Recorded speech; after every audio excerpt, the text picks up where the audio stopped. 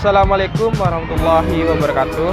Di sini kami kelompok 7 akan mempresentasikan atau memaparkan materi tentang strategi penempatan dan distribusi tenaga kerja. Di mana pokok-pokok pembahasan yang pertama ini ada prinsip direct main indirect place, yang kedua penempatan tenaga kerja, yang ketiga prinsip merit system, yang keempat prinsip syariah dalam distribusi kerja. Sebelumnya, perkenalkan, nama saya Ahmed Arimatereda. Baik, langsung saja masuk ke pemaparan materi yang pertama, yaitu prinsip direct main indirect place. Apa sih prinsip direct main indirect place? Secara sederhana, prinsip ini menempatkan orang yang tepat di posisi yang tepat, di mana setiap orang itu kan memiliki keahlian, karakter yang berbeda-beda. Karena itu pekerjaan harus diberikan kepada orang yang benar-benar cocok untuk melakukannya, bukan asal ditempatkan atau bukan karena kedekatan personal atau orang dalam. Yang kedua, mengurangi kesalahan, di mana karyawan yang tidak cocok dengan tugasnya cenderung kinerjanya ini kurang maksimal dan berisiko menyebabkan kesalahan yang berturut-turut. Yang ketiga, meningkatkan motivasi dan kepuasan kerja, di mana orang yang ditempatkan sesuai bakat biasanya lebih semangat dan tidak mudah stres dalam melakukan pekerjaannya.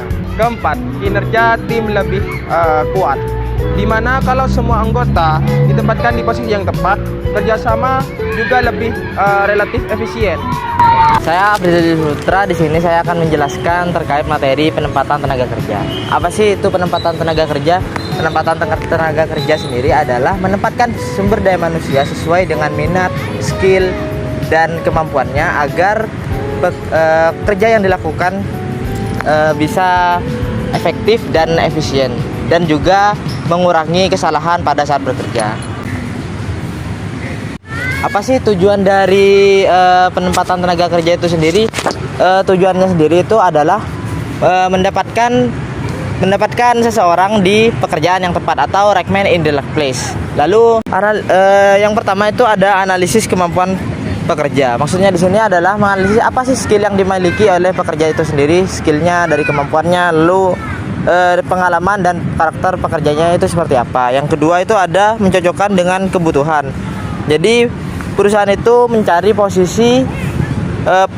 mencari pekerja dengan posisi yang sesuai dengan yang dibutuhkan perusahaan. Jadi perusahaan itu mencari skill, pengalaman, serta kemampuan yang paling cocok dengan apa yang dibutuhkan oleh perusahaan. Terus yang ketiga, penempatan di posisi tertentu. Pekerja ditempatkan pada jabatan atau tugas yang dianggap cocok dengan pengalamannya, skillnya seperti tadi.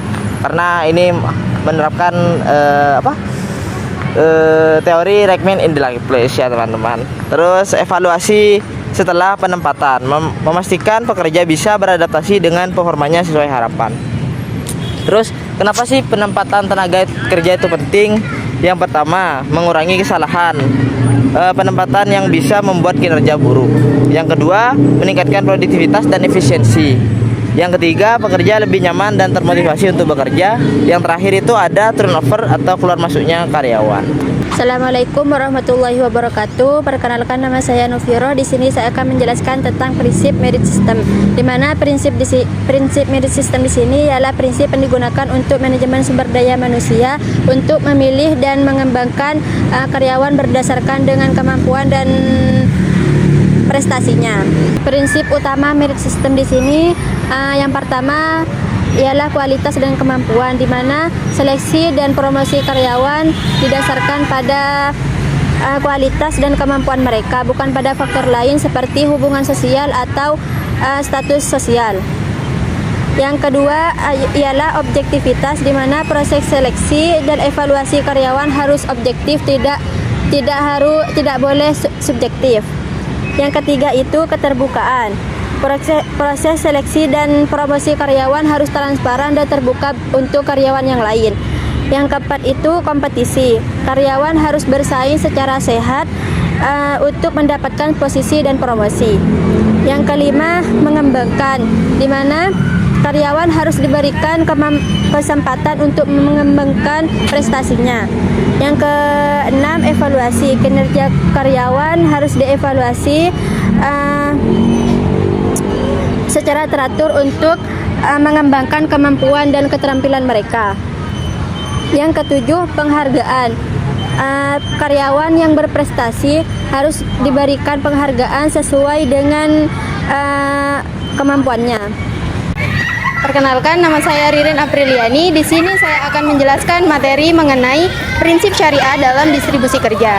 Dalam dunia kerja, pembagian tugas tidak hanya soal efisiensi, tetapi soal keadilan juga. Dalam perspektif syariah, distribusi tenaga kerja harus berdasarkan nilai-nilai Islam. Nilai yang pertama adalah nilai keadilan atau al-adl. Syariah menekankan bahwa setiap pekerja harus diberi tugas sesuai dengan porsi dan kemampuan mereka. Tidak boleh ada pihak yang terbebani secara tidak proporsional hanya karena jabatan atau latar belakang tertentu. Keadilan bukan berarti sama rata, tetapi membaginya sesuai dengan hak dan kapasitasnya. Nilai yang kedua adalah nilai amanah. Distribusi kerja dalam syariah melihat bahwa setiap tugas adalah amanah yang harus dipertanggungjawabkan. Karena pekerjaan harus diberikan kepada orang yang benar-benar kompeten, jujur, dan mampu menjalankannya, bukan karena faktor kedekatan atau nepotisme. Nilai yang ketiga adalah profesionalitas atau al-ihsan. Syariah mengajarkan bahwa setiap tugas harus dikerjakan sebaik-baiknya. Maka penempatan tugas harus mempertimbangkan keahlian, pengalaman, dan bakat seseorang agar pekerja dapat memberikan kualitas yang optimal. Dan nilai yang keempat ada kemanfaatan atau maslahah. Distribusi kerja yang baik menurut syariah adalah yang membawa manfaat terbesar bagi organisasi, pekerja, dan masyarakat. Setiap penugasan harus diarahkan pada terciptanya nilai yang positif dan tidak merugikan pihak lain. Dan untuk nilai yang terakhir ada tidak memberikan beban di luar kemampuan atau la yukallifullahu nafsan illa wus'aha. Islam tegas melarang memberikan pekerjaan yang melampaui kemampuan fisik maupun mental seseorang. Tujuannya untuk menjaga kesehatan, keselamatan, dan juga kehormatan pekerja. Sekian pemaparan materi mengenai strategi penempatan dan distribusi tenaga kerja. Kurang dan lebihnya kami mohon maaf. Wassalamualaikum warahmatullahi wabarakatuh.